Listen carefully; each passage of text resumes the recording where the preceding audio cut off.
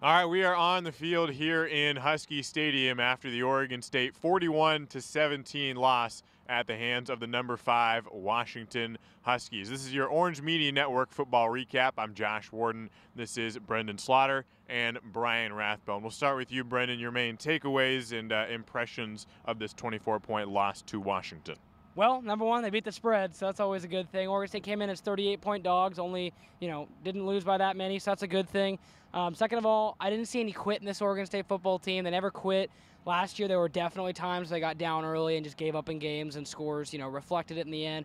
They didn't quit. I was real proud of that. But more than anything, I was proud of how Oregon State was able to have that next man up approach. Artavis Pierce couldn't go. Tim Cook, man, they might have to carve out a space in the backfield for Tim Cook now. I mean, he looked pretty good.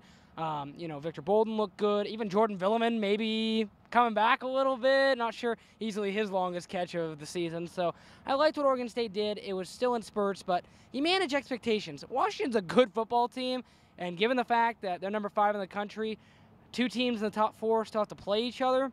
If Washington State takes care of business, they'll be in that playoff picture. So a pretty good opponent Oregon State faced. So I wouldn't be nothing to hang your hat about after this game.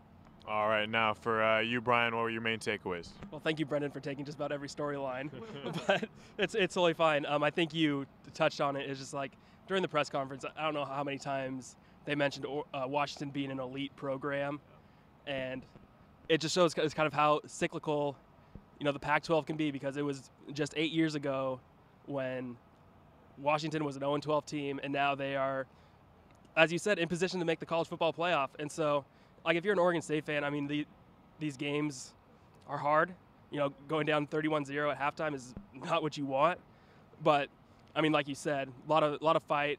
Anderson, he said, I can't be happy after a loss, but the fact that this team doesn't quit and can continue to play, like, hard for 60 minutes, he said that makes him happy. And so, yeah, it's a tough loss, but there's some bright spots definitely from this game. Tim Cook with 108 yards and a touchdown in our Orange Media Network football preview. He came over. There was a football on the ground. He came over to us and saw him a little bit. And I thought, he's going to have a good game today. He did. Scored his first career rushing touchdown with OSU, his first career century mark on the ground as well. We'll be back with the Orange Media Network preview next week in the Washington State game, a week from today, 7:45 p.m. in Reser Stadium for homecoming. For Brenden Slaughter, Brian Rathbone, Keenan Puncocher, and Cassidy Wood, I'm Josh Worden. Thanks for watching the Orange Media Network football recap from Husky Stadium in Seattle.